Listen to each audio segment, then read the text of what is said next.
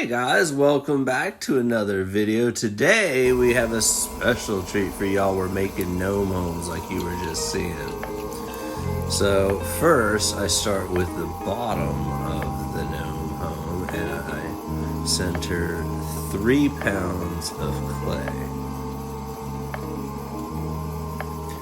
So the way I came up with the idea for the gnome homes was I was making gnomes out of my little scraps of excess clay, and I was decorating them and everything. And my brother's wife, who has kids that have gnomes, were like, these gnomes don't have any place to live. Where's their home? And so she's like, we need a gnome home. So I started making gnome homes, and that's how it all began. And now I do these as part of my regular process. So this is me opening up the clay. I open it all the way to the back so that you can access the gnome home from underneath. I tried making it like a cookie jar or something with a bottom on it, and then having the lid come off as the roof, but they kept on just sliding off. It's very difficult to make that shape fit right. So I just connect them now, glazing, and I throw them in 2 pieces. But yeah, they are not 2 pieces at the end, one solid. So I bring it all the way out to the edge of my bat, and then I pull it up into this kind of gnome homey shape. And I have to make it pretty big because of shrinkage, and they have to kind of fit the size of my gnomes, which is about 3 or 4 inches tall. Fold it out,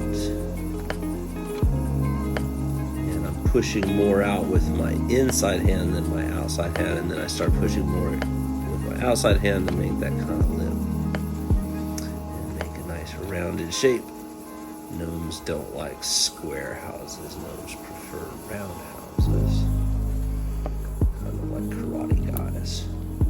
Anyway, and then I take my rib and I take off all that slip to expose the clay. And a lot of times on these gnome homes, I just kind of do a clear glaze, so it's nice to be able to see that clay from underneath. So I'm using that rib there, and it helps it dry faster and all the rest of it. So I always like to use the rib, clean it up, make the shape nice and uniform. And there's the body of the gnome home.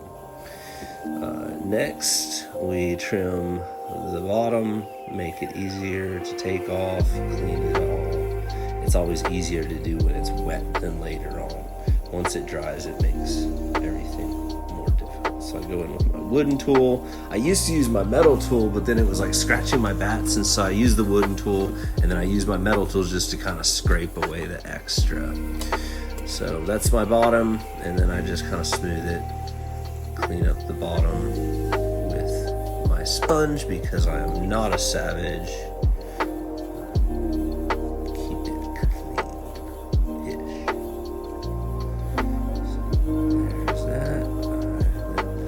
Get any goobers from the inside.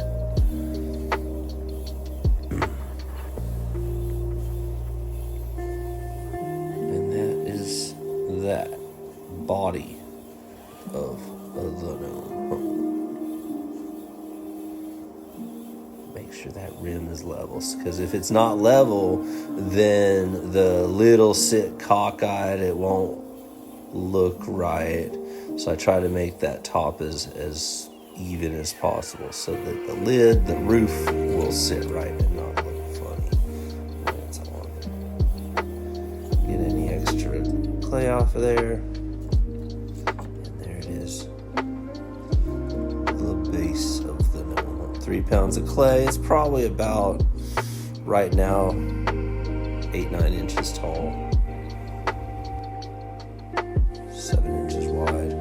We'll speed up here to do another one just so you can see it in fast motion. So again, there's one more, And I just throw these one after the other. None are exactly the same, but they all have that kind of rounded shape and the inward curve at the top too, except the lids. So now I'm going to show you a lid.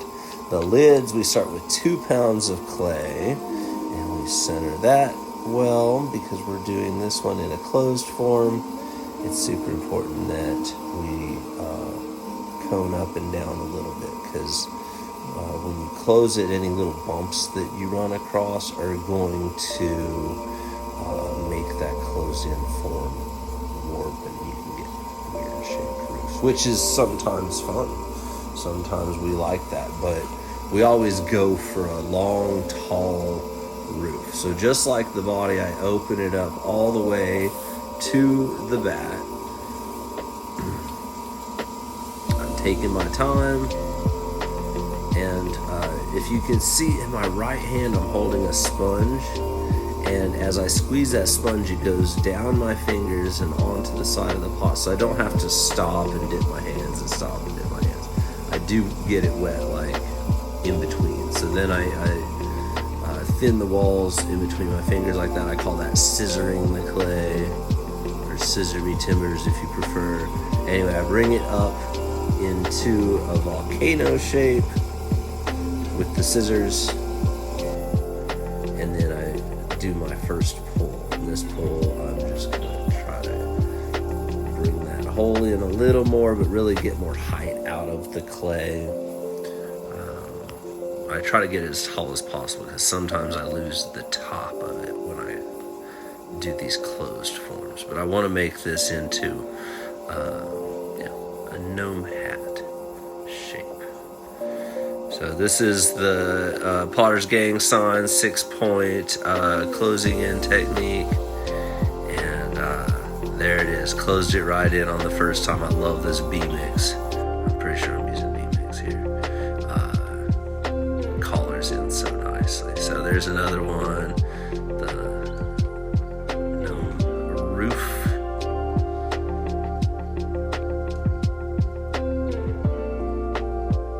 Always make sure to get that water out before you close it in, because once it's in there, it's such a pain to get out. So we've got our gnome body shape of the Gnome Homes.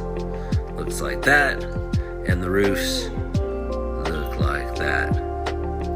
I don't even super measure them. I just kind of do it by eyeball, because I'm doing 3. I just find the best fit of the 3. I don't actually... they're all pretty close to the same, so I can usually find one that fits each other. Okay, so now what we're going to do is make chimneys for the roofs, because we're in Pennsylvania. It gets cold. We don't need those gnomes freezing out there in the cold, so they need, heat.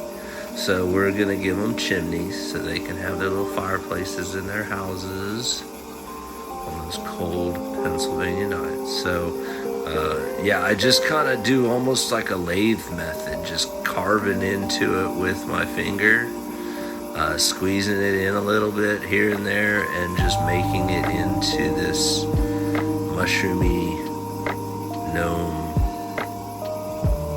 chimney shape. And they call that throwing off the hump.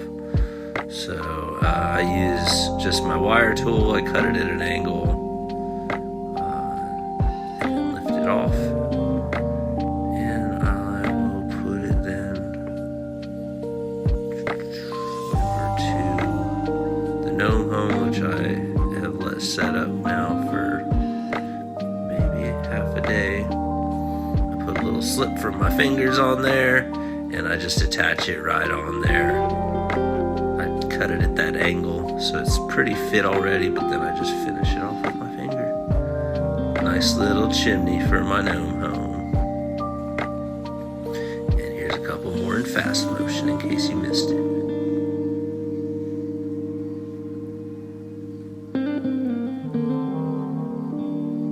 That was a failure, and that one made it. Sometimes the tops pop off. And this is the next day, me carving it. Topper, my dog, loved being part of this part. So I just draw on roughly the shapes that I want to do. I'm using this little tool I made myself out of a piece of baling wire. And now I'm taking my skill knife and I'm going to cut out the windows. I used to take time and try to make them perfect, and then nobody bought them. And then when I just was in a hurry and I hurried up and made some shapes, people were like, oh, that's so cool. So I don't even take time with it now. I just do it as fast as I can, and that makes for smoother lines. This one's gonna have like a mushroom theme, I've decided. So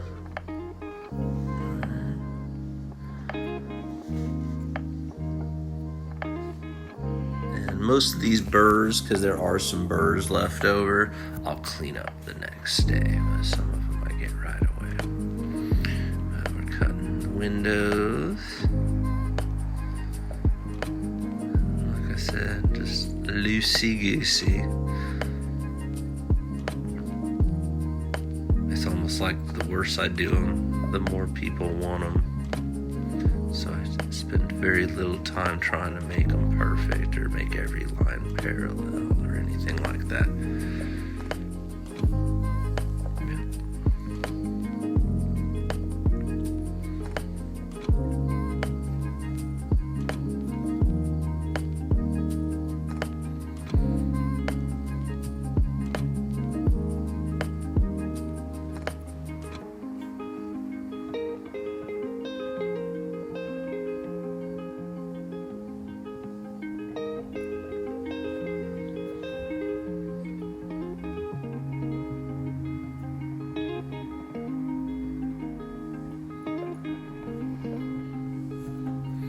And there you have it. Little window in the door, window for the living room, little kitchen window over there. Smooth it out a little bit now. We'll do more of that smoothing later too. And we'll do these other ones in fast motion. So I went for mushroom theme again. People love mushroom stuff around here. And then some more windows. Hinges on the doors, and I do every one different, just whatever comes to me. And that's how I make my gnome homes. So afterwards I will glaze the doors, and I will sometimes add a name. This one says the Gnomies. But there it is, how to make a gnome home. Let me know what you think.